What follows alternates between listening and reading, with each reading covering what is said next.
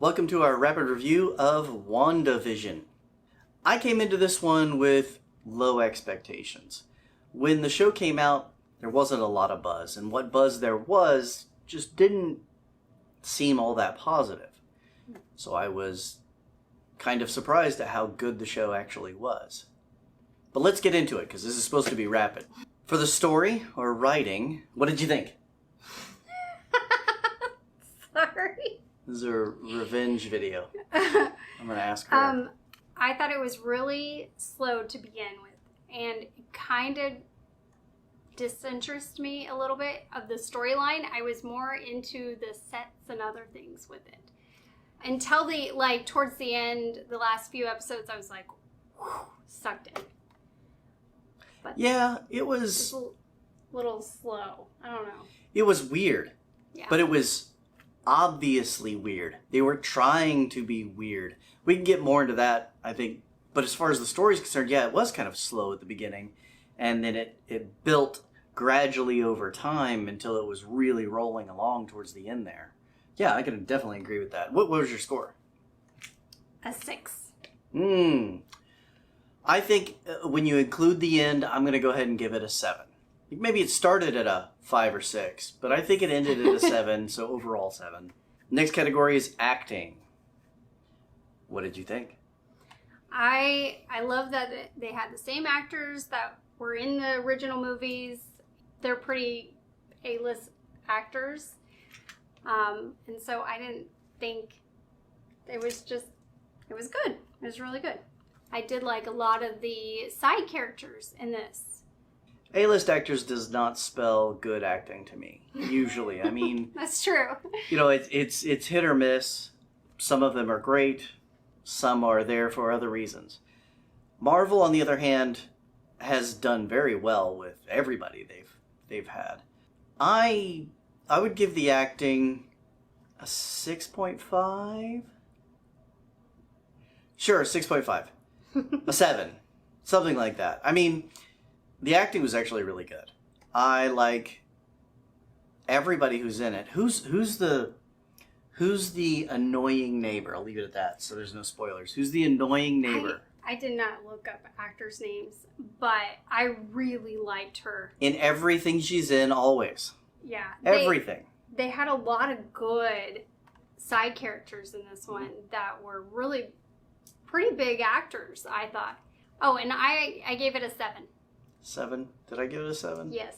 Okay. You changed it a couple times, but yeah, it ended on a 7. Well, it just, I like to give 7s to known strengths, but I think overall it was definitely above a 5. Yeah, I'll just stick with 7. I was happy with the casting. Yeah. Directing and editing. There is very definite themes throughout, and there's a feel that they had to convey, had to push through everything else that was going on. There was these undercurrents, I guess is one way to put it. And they did that very, very well. You were always, no matter what was going on in a particular episode, you were always wondering what's really going on here, at least towards the end when you started to learn more. But it was everything was a little off. And I've got to imagine that's hard to do. It's hard enough to do it when it's just, here's the theme, here's the plot, to manage all of that. So each episode falls within a certain genre of sitcom, basically, and a certain era of sitcom, starting way back in early TV to modern times. And they hit the nail on the head on those very, very well. But throughout all of that, they kept this Twilight Zone-ish, very weird, something else is going on feel to it. And that takes some direction. Somebody's got to hold the reins for that. And it was done very well. I'm gonna give that a 7 as well. I give it a 7 too. I don't really know much about the direction and directing. I don't pay much attention to that and think that way. But I did think that, you gotta be pretty good at your job in the editing to go through all these time errors and sets but keep the tone was the same throughout. I think directing and editing is one of those things that's easier to spot when it's bad. Yeah. Yeah, that clearly right there. The Avatar: The Last Airbender movie. That editing was atrocious. Moving on. Now for the visual arts, something Marvel is very, very well known for. I'm going to give it an 8.5. What do you think? I gave it a 7.5. I'm not sure where the visual arts and technical arts, what falls in what category. But I thought they did a great job with all the effects and transitioning into the next era and the spots of color, and I thought they did a really good job. Yeah, like set design's kind of odd because it's somewhat in the visual art area, but I'm thinking more cinematography, lighting, stuff like that, special effects. Yeah. That's more visual arts, I would say. Set design kind of falls, set design costumes, it's seen on the screen, so it kind of can get pulled into visual arts.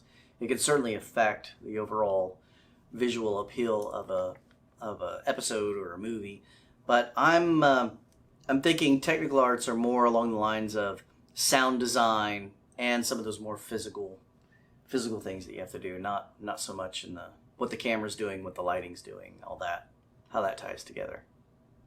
Like one is creating the picture and the other is capturing and editing for special effects of the picture or creating it whole cloth. Speaking of that, technical arts, I'm going to give this a 9. It was solid throughout the set design, the costumes, and like we said, each episode kind of jumps period to period, all the way into modern Marvel times and then modern sitcom times. It was really done well. It was done very well. Now, I'm sure someone who is an expert in all these different time frames could point out errors, maybe. A few flaws here and there, but to the common viewer who watched all these eras of TV, it fit right in. They caught, and I think that's because they overall captured the right tone. But nothing threw us out of those worlds as we were going. So, yeah, 9 on technical arts. I would say the strongest aspect of this whole show was the visual and technical arts. It was fantastically done. I gave it an 8.5.